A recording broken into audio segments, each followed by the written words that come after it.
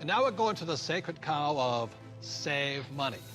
And in 1971, President Nixon took the dollar off the gold standard, basically took the world off the gold standard, and money was no longer money. So people are no longer saving money. So just to reiterate again, this is $300, what an ounce of gold was worth in the year 2000. So Kim, lift that. Okay. All right, and so this here is 1 ounce of gold in the year 2010, and it's now $1,100. Ugh, and this is why people are working so hard. I can do it, I can do it. Yes, I can do it. Barely.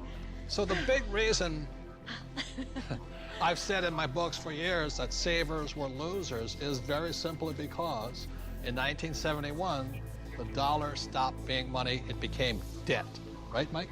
Yeah, the rules all changed in '71.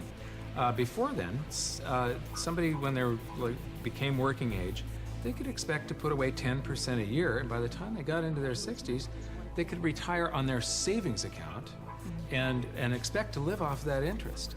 And in '71, everything changed, and they started creating currency on a massive scale. Worldwide. Ever since then, worldwide. And that is what causes inflation and the loss of purchasing power. So people thinking that they can retire, back in the 50s, if you got $100,000 or $50,000, you could retire on that.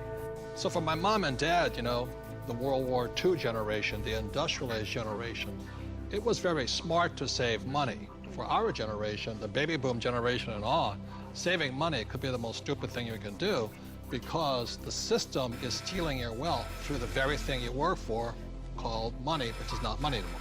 Right. Real money is actually gold and silver. Money has to maintain its value over long periods of time.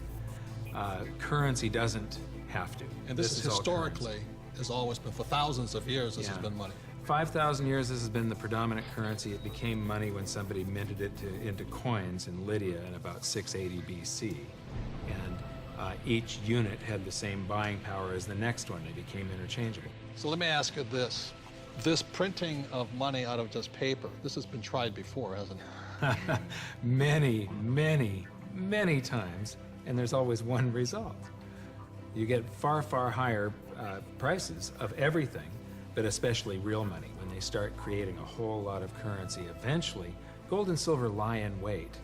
And then when the public senses this inflation of retail prices that is caused by inflation of the quantity of currency in circulation, they rush back toward gold and silver, and they have for 5,000 years. So name some governments that have attempted to print money. The Weimar Republic.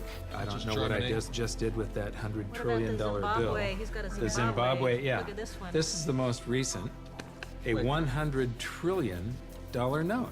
This is the largest note ever printed, 100 trillion. And this was printed in 2000.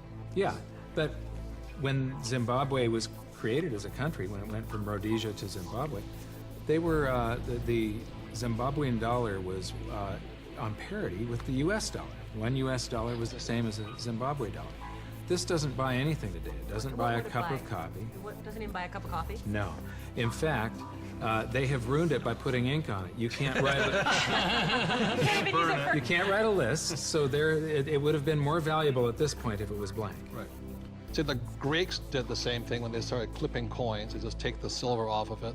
The Romans tried it, the English tried it, the Germans tried it, the Chinese tried it, and now the US is trying it. Yep. And so that's why saving money is probably the biggest mistake you could make right now, because today money is no longer money.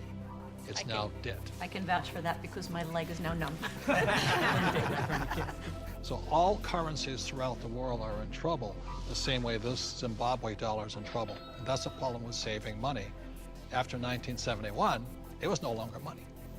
More than 70% of all the currency on the planet is US dollars. If the US dollar goes, the world goes with it. I'm preparing by getting fully diversified. I buy both gold and silver.